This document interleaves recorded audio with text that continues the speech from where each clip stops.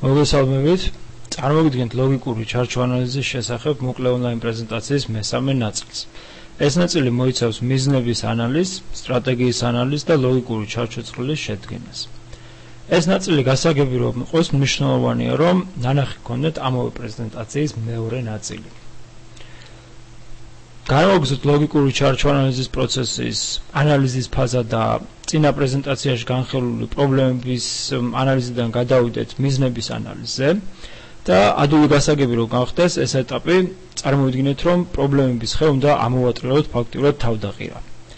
გამოვიყენოთ იგივე მაგალითი მდინარეში წყლის დაბინძურების შესახებ. ოღონდ ამ შემთხვევაში უკვე მოვახდინოთ მისი პოზიტიური ფორმულირება. ამასთანავე ყველა ის უარყოფითი მიზეზი, რასაც მივყავართ უარყოფით შედეგამდე, უნდა გადავიყვანოთ პოზიტიურ ფორმაში. ხოლო ეს პოზიტიური ფორმა კი უნდა ასახავდეს იმ სასურველ სიტუაციას, რისი მიღწევაც რეალური იქნება. ანუ არ უნდა მოვიტანოთ რაღაცა ისეთი ზეიდეალები, რისი განხორციელება შეუძლებელი იქნება. დააკვირდით თუ როგორ არის შეცვლილი ეს დიაგრამა პრობლემების ანალიზში შედგენილი დიაგრამისგან განსხვავებით და როგორ არის შეცვლილი თითოეულ გრაფაში წინადადების ფორმულირება. თუ კი პრობლემების ანალიზისას ვადგენთ მიზეზს შედეგობრივ კავშირს, აქ უნდა დავადგინოთ კავშირის საშუალებებსა და შედეგს შორის. ამისთვის უნდა გადამოწმდეს პოზიტიურ ფორმულირებით მიღებული საშუალებები, ანუ იგივე პრობლემიდან გამოსვლის შესაძლო გზები, თუ გვაძლევს საშუალებას რომ მივაღწიოთ დადებით შედეგს. თუ ვნახოთ მყარდება თუ არა კავშირი მათ შორის. საბოლოო ჯამში მივიღებთ სასურველ სურათს, თუ საითკენ უნდა შეტრიალდეს სიტუაცია და რა შეიძლება იყოს კონკრეტული მიზანი. შესაბამისად, უკვე შეგვიძლია გადავიდეთ ამ ყველაფრიდან სტრატეგიის ანალიზზე და რაც უკვე შემდეგი ნაბიჯი არის და ამ ეტაპზე უკვე უნდა მოხდეს სამუშაო ჯგუფებში პოზიციის შეჯერება და ჩამოყალიბება თუ რომელ პრობლემებზე უნდა მოხდეს რეაგირება და რა გზით. საჭიროა რომ რეალურად არსებული რესურსებიდან და სიტუაციიდან გამომდინარე ვიმოქმედოთ და ჩამოვაყალიბოთ პროექტის მიზანი. ცხადია ისევ იგივე მაგალითს ვიყენებთ და დავუშვათ რომ პროექტის ფარგლებში შეუძლებელია კანალიზაციის სისტემის გამართვა, რამდენადაც ეს მოითხოვს სერიოზულ დანახარჯებს და უპირიანი იქნება მისი სხვა დროს განხორციელება. ანუ ამ ხარეს გამოვრიცხავთ და გადაწყვეტილება არის მიღებული და შეთანხმება არის მიღებული რომ დავჩებით მხოლოდ გარკვეულ ცალკეულ ასპექტებზე. სტრატეგია კი შემდეგნაირად უნდა ჩამოყალიბდეს. ის რაც პრობლემების ანალიზისას იდენტიფიცირებული იყო სასტარტო პრობლემის გამომწვევ მიზეზად, ხოლო შემდეგ კი პოზიტიურად შევატრიალეთ, ამ შემთხვევაში წარმოდგენილი უნდა იქნას პროექტის ფარგლებში გასატარებელ ღონისძიებად. ანუ ისევ დააკვირდით ფორმულირებას, თუ როგორ არის შეცვლილი თითოეულ გრაფაში, საკუთარ პატარა ჩარჩოში წინადადება, თუ რა ფორმა აქვს მას მიღებული. და ეს უნდა იყოს ისეთი რომ რისი შესრულების შემთხვევაშიც მივიღებთ მოსალოდნელ შედეგს. ანუ კი თავის მხრივ უნდა მიგვიყვანოს პროექტის მიზნის მიღწევამდე. ანუ ხედავთ თუ როგორ ვითარდება ერთი ეტაპიდან მეორეზე როგორ მყარდება კავშირი. ხოლო თუ კი პროექტის მიზანი მიღწეული იქნება, ამას სავარაუდოდ არაერთი დადებითი ეფექტი ექნება. რაც თავის მხრივ ხელს შეუწყობს ზოგადად ცხოვრების დონის გაუმჯობესებას, ხო? ანუ ეს არ იქნება რომელიმე ცალკეულ ერთ კონკრეტულ მიმართულებისთვის განხორციელებული პროექტი, არამედ ზოგადად ეს ხელს შეუწყობს საერთო ცხოვრების დონის გაუმჯობესებას. შედეგად გვაქვს გამოკვეთილი ხედვა, თუ რა საშუალებებით რა შედეგს უნდა მივაღწიოთ. ეს სტრატეგია კი დაგვეხმარება ლოგიკური ჩარჩოწყლის პირველი სვეტის ფორმულირებაში, განსაკუთრებით პროექტის მიზნის და მოსალოდნელი შედეგების ჩამოყალიბებაში. ეხლა კი უკვე გადავიდეთ უშუალოდ დაგეგმვის ფაზაზე და შევხედოთ როგორ კეთდება, როგორ უნდა შედგეს ლოგიკური ჩარჩო ცხრილი.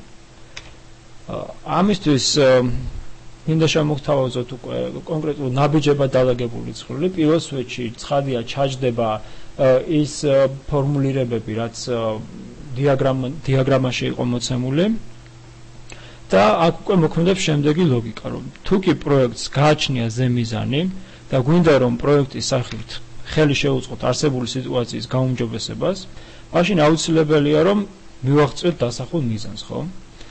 თუ კი გვინდა რომ მივაღწიოთ დასახულ მიზანს, მაშინ უნდა დავდოთ კონკრეტული შედეგები. თუ კი გვინდა რომ დავდოთ კონკრეტული შედეგები, მაშინ უნდა გავატაროთ რიგი საჭირო ღონისძიებები. და თუ კი გვინდა ამ ღონისძიებების გატარება, მაშინ საჭიროა შესაბამისი რესურსების ხელთქმულება და დახარჯვა. ანუ აქ უკვე ვაკეთებთ დაშვებას, რომ თუ კი გვაქვს ჩვენ შესაბამისი რესურსები, ეს რესურსები გულისხმობს როგორც ფულად, ისე ტექნიკურს და ისე ცოდნის მხრივ რესურსებს, მაშინ ჩვენ ვაკეთებთ დაშვებას, რომ ეს რესურსები იქნება დახარჯული, გამოვიყენებთ მას. და თუ კი შესაბამისი ღონისძიებები გატარებული იქნება ამ რესურსების საშუალებით, გამოდის რომ შედეგი სახეზე უნდა იყოს. ამ შედეგს კი სჭირდება გაზომვა და დადასტურება. ხო, თუ კი შედეგი სახეზეა, მაშინ მიზანსაც უნდა მივაღწიოთ და ამ მიზანსაც თავის მხრივ სჭირდება გაზომვა და თუ იმის დადგენა თუ რა დოზით, რა დანახარჯებით იქნა მიღწეული. და ცხადია, თუ კი პროექტის მიზანი მიღწეულია, ამან ასევე ხელი უნდა შეუწყოს ზოგადი სიტუაციის გაუმჯობესებას, ანუ ზემიზრის მიღწევას. ეს კი უფრო ნათელი რომ გახდეს, მოდი ისევ გამოვიყენოთ ჩვენი დაბინძურებული მდინარის მაგალითი და გავაკეთოთ დაშვებები. ეს არის საკმაოდ ისეთი ზოგადი მაგალითი, განზოგადებული არის, აქ თითოეული დაშვება და ღონისძიება, ასე ვთქვათ, გაერთიანებული უნდა იყოს. მაგრამ უფრო თვალსაჩინოების მიზნით გამოვიყენეთ გამარტივებული სიტუაცია. გვაქვს რესურსები, განვახორციელებთ ღონისძიება, ანუ ისევ აქ კარგი იქნება თუ ისევ შეხედავთ სტრატეგიული ანალიზის დიაგრამას, თუ საიდან მოვიდა ეს ყველაფერი და ავიღოთ ერთი კონკრეტული ღონისძიება. X უწყების თანამშრომლებმა გაიარეს შესაბამისი მომზადება. ეს არის ერთ-ერთი ჩვენი ღონისძიება, ხო? აქ უნდა გავაკეთოთ დაშვება, რომ ამ X უწყების თანამშრომლებს შესწევთ უნარი, განახორციელონ შესაბამისი კონტროლი და ამაღლონ მოსახლეობაში ცნობიერება. აქედან გამომდინარე მივიღებთ შედეგს, რომ მდინარეში ნაკლები ნაგავი იქნება ჩაყრილი. მაშინ ვაკეთებთ კიდე ერთ დაშვებას, რომ მოსახლეობის ცნობიერების ამაღლებისკენ მიმართული კამპანია წარმატებით მუშაობს. თუ კი ეს დაშვება ამართლებს და გამოდის რომ რეალურია, მაშინ მიღწეული უნდა იყოს მიზანი, რომ მდინარეში წყლის ხარისხი გაუმჯობესდება. აქედან გამომდინარე ისევ გავაკეთებთ დაშვებას, რომ დაბინძურებული წყლით გამოწვეული დაავადებების შემთხვევები იკლებს. რამაც თავის მხრივ ხელი უნდა შეუწყოს ზოგადი სიტუაციის გაუმჯობესებას და მოსახლეობაში ნაკლებ ავადმყოფობას, რაც თავის მხრივ გაუმჯობესებს ცხოვრების დონეს. როგორც უკვე აღვნიშნეთ, ეს არის საკმაოდ უხეში მაგალითი, მაგრამ ასე ვთქვათ, გვაჩვენებს თუ როგორ ებნის ერთმანეთს დაშვებები და თითოეული ეტაპი პროექტის განხორციელებისას.